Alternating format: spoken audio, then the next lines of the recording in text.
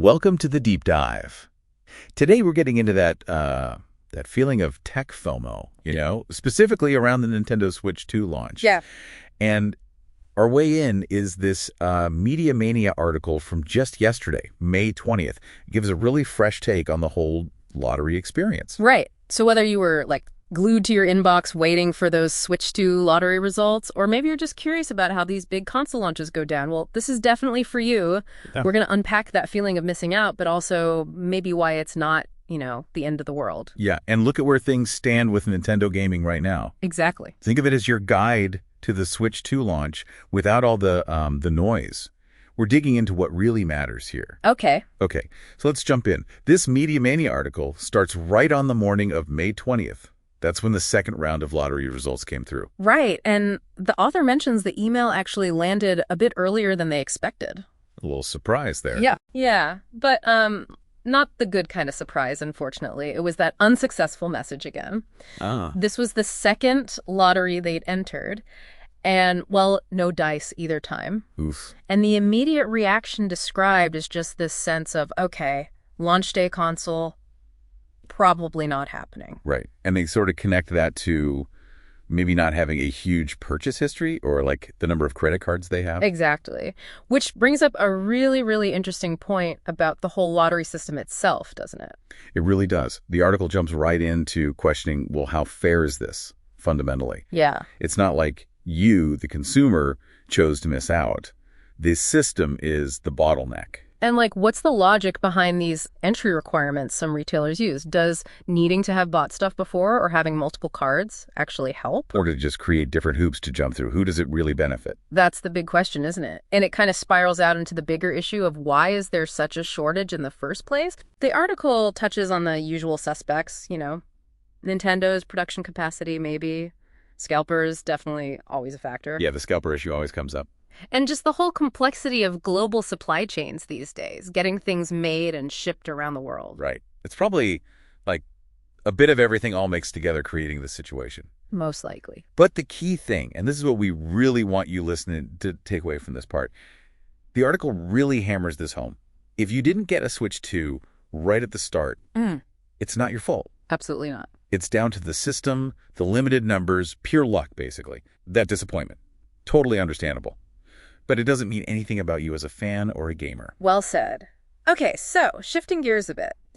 Let's look at the brighter side, maybe. The article actually makes a pretty strong case for why hitting pause, not rushing to buy a Switch 2 right now, might actually be a smart move. Okay, I'm interested. What's the first reason? Well, the games. What can you actually play on day one? Right. And what's fascinating here is how the article breaks down that launch lineup. The new Mario Kart is definitely positioned as the big one, the main exclusive draw. Yeah, you'd expect it to be impressive on new hardware for sure. Lots of anticipation there. But beyond Mario Kart. Well, that's the thing. The rest of the launch day stuff seems maybe less essential. The article points out a good chunk of the initial games are likely ports from older systems. Ah, okay. Stuff you might have already played. Potentially, yeah. Or could play elsewhere. It also mentions Konami has a couple of new titles specifically for the Switch 2. Okay. But the overall list of brand new must-have exclusives right at launch, it seems kind of limited based on this perspective. So it begs the question, is the immediate rush really driven by a flood of amazing new games you can't get anywhere else? Exactly. Maybe the killer app you're waiting for isn't even out yet. And the article looks ahead a bit too, right? Mentioning games coming later. It points to things like Donkey Kong, which is apparently slated for July 2025.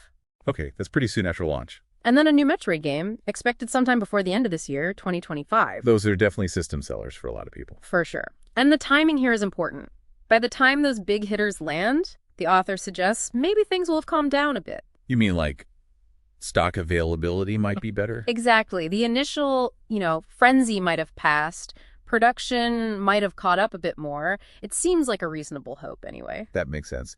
And the article also makes a point about the rest of 2025, doesn't it? Yeah. Basically saying, look, we're already heading towards the middle of the year. The chances of suddenly getting a whole wave of other major exclusive announcements and releases this year, probably not super high. Right. So even if you got the console on day one, you might still be waiting for some of those bigger titles anyway. Precisely. So being patient could mean it's easier to actually buy the console, and you might have more of the games you really want available when you do. Okay, that's a solid argument. Now let's talk about the console you probably already have.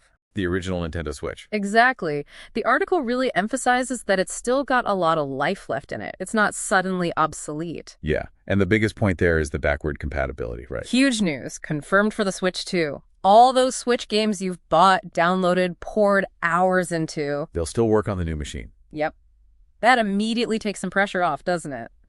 Your existing library is safe. Definitely softens the blow of not upgrading immediately. And there's more. For some of Nintendo's own big first-party games, the article mentions whispers of upgrade paths.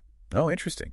Like if you own the Switch version, you might get the Switch 2 version cheaper. Potentially, yeah. Maybe discount or some kind of upgrade offer. It's a nice consumer-friendly idea. Avoids making you rebuy everything. That would be great. Yeah. So your investment in the current Switch stuff isn't just, thrown away. Not at all. And okay, sure, the article acknowledges the trade-in value of your original Switch might dip a bit over time. That's natural. Expected, yeah. But it's not going to become a paperweight overnight. Think about the sheer number of games, especially indie games. Oh yeah, the eShop is massive. Right. And tons of those games don't need super high-end specs. Developers will likely keep supporting the original Switch for a while because the audience, the user base, is just enormous. That's a really good point. Millions and millions of Switches out there. And remember that My Nintendo Lottery we mentioned earlier, the one the author didn't win. Yeah. The article points out that lottery was actually only open to people who already owned a Switch. Oh, I didn't realize that. Yeah, which kind of suggests Nintendo themselves still see a lot of value in that existing owner base, right? They're not just ditching them. That's telling, actually. It shows they're still invested in current owners.